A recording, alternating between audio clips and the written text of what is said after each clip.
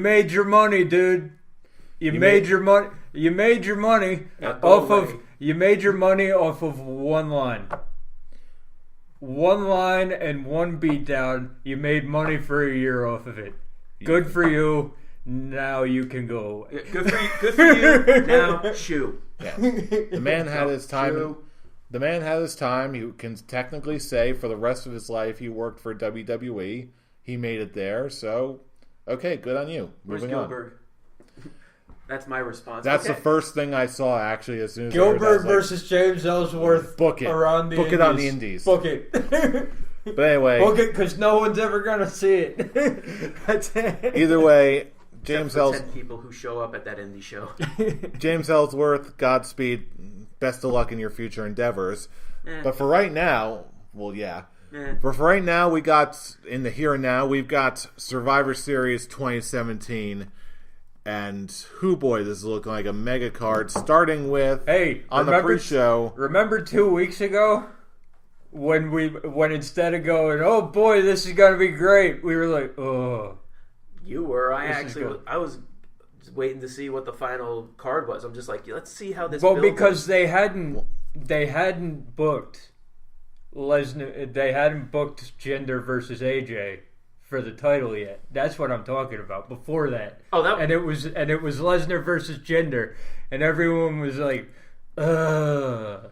Like you had the thought. You had the thought that there could be something special here because of the SmackDown Under Siege the day after whatever pay-per-view that was. But TLC, I guess. Mm-hmm. But there was still a thought up until 2 weeks ago that, why would they do that? and now we're here today. Yeah, so let's dive right in. Starting with the pre-show for the Cruiserweight Championship, Enzo Amore versus Kalisto. Fellas, who do you got? I think it would be kind of silly to drop the title off Enzo right now. So I'm just going to go with Enzo. I'll put it this way. Instead of it being silly, okay, there are better opponents for Enzo than there are for Kalisto.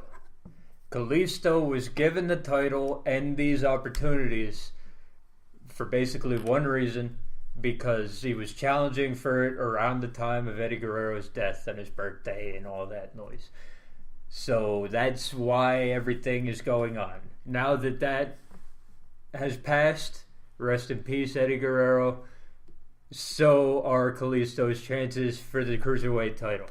Enzo Amore wins. We move on to whoever's next. Yeah, that's pretty much the most. What really does seem to be the most obvious pick of the show right now.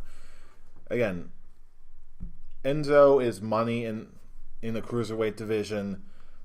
He has been for a good long time. Like you said, this is just going to be a kickoff match. Move on to the next feud, to whatever that's going to be for Enzo. When you have the fact that Kalisto completely forgets that he is the Cruiserweight champion, you know he's not going to win it back. When the time he was He just needs to go around doing good lucha things.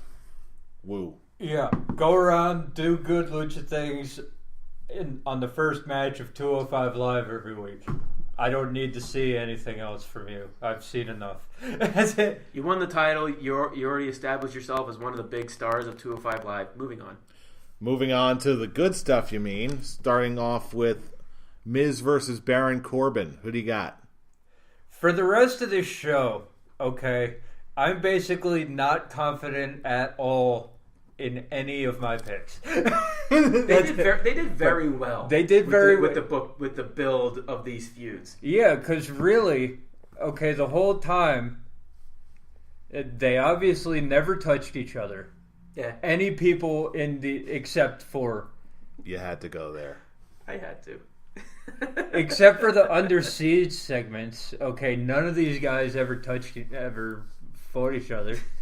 I have to change my words. It's on the internet now. Over here. It's on the internet forever now. You're screwed. I'm sorry. Anyway, continue. But they touch themselves all the time. What makes sense to me here? They wrestle each other, don't they? Shut up.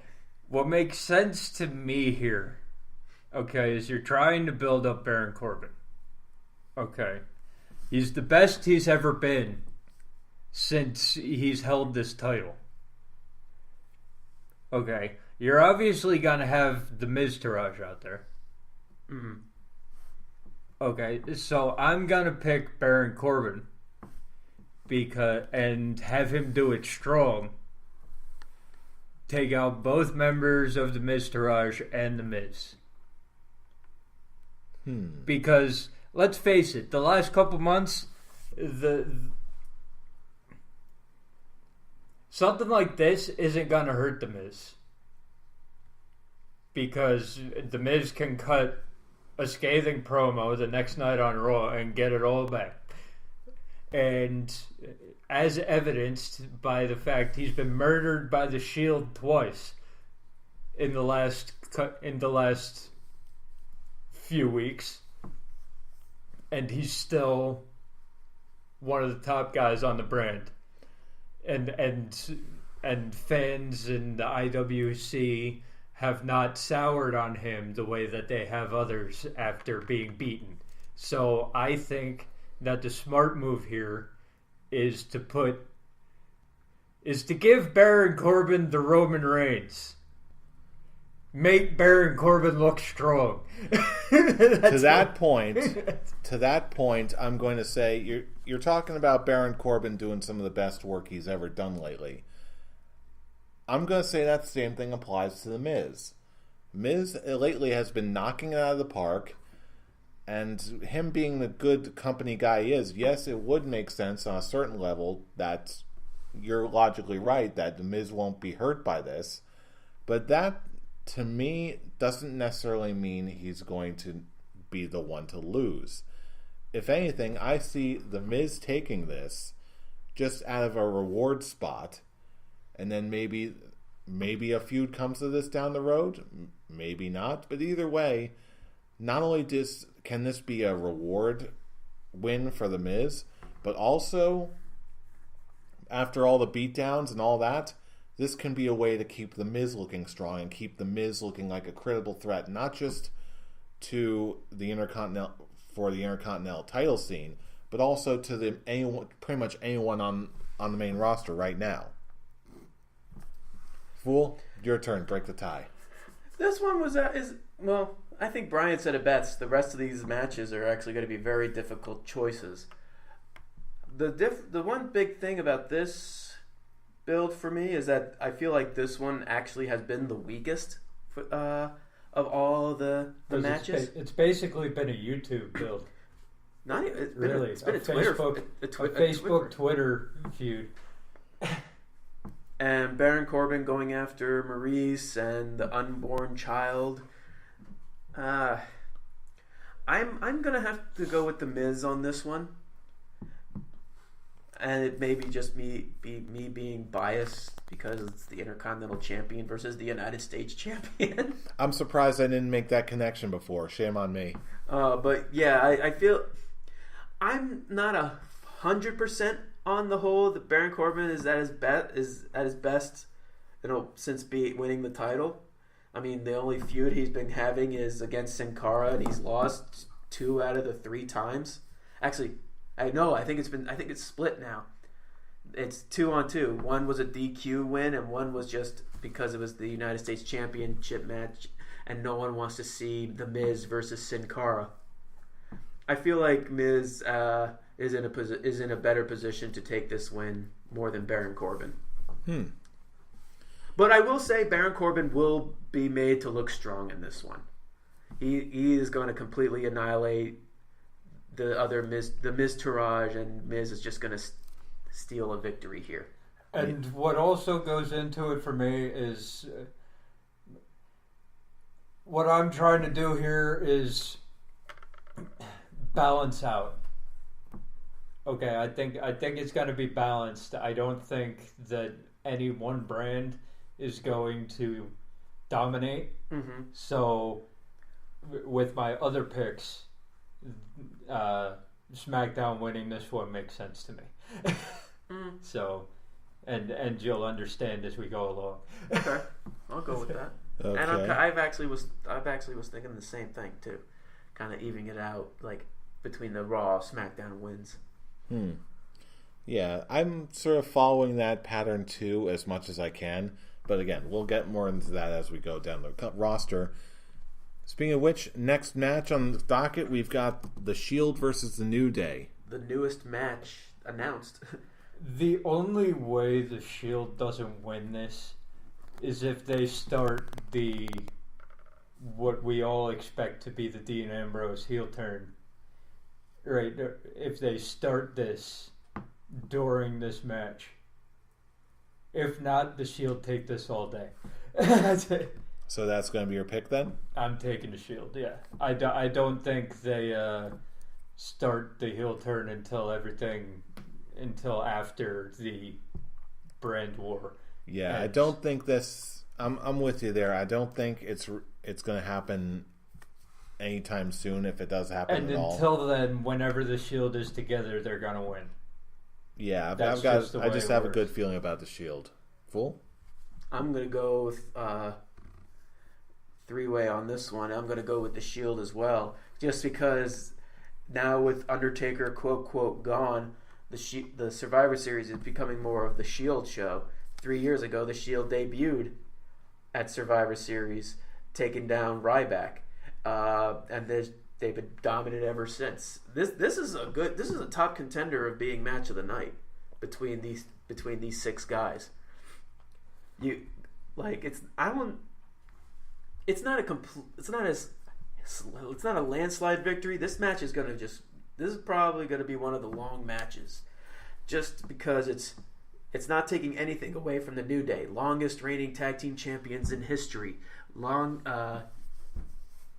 putting on 5-star matches for the past couple of years. The New Day doesn't get hurt by this. Yeah, no one's going to get hurt by this. But it's going to be the Shield. It's because Roman Reigns is going to have that Mario Star in his pocket the entire match, and he'll put it in effect at the end.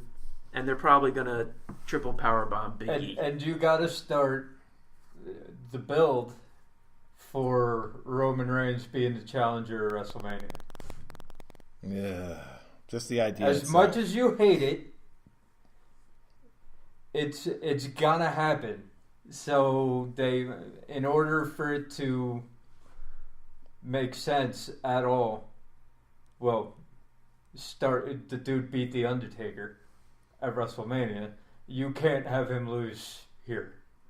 You can't have, as much as I hate to say it, expect Roman Reigns to win every match he's in until WrestleMania time, except maybe the Rumble. Okay, I need to wash that thought out of my mind right now. Alexa Bliss versus Charlotte Flair.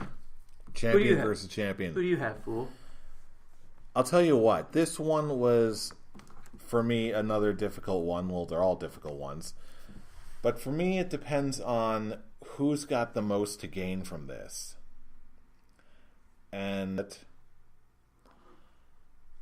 But I'm going to say that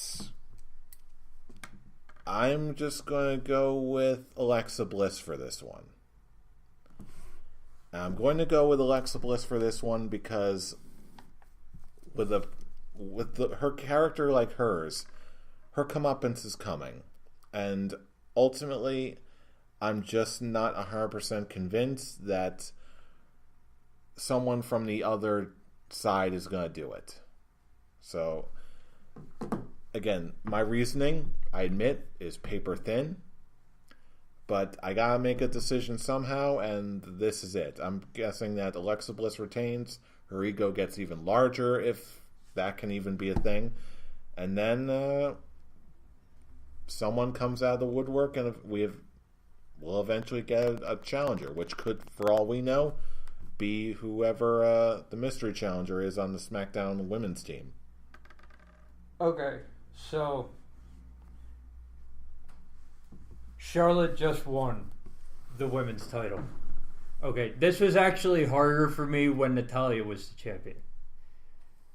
As soon as Charlotte won the title, she became my pick for this match.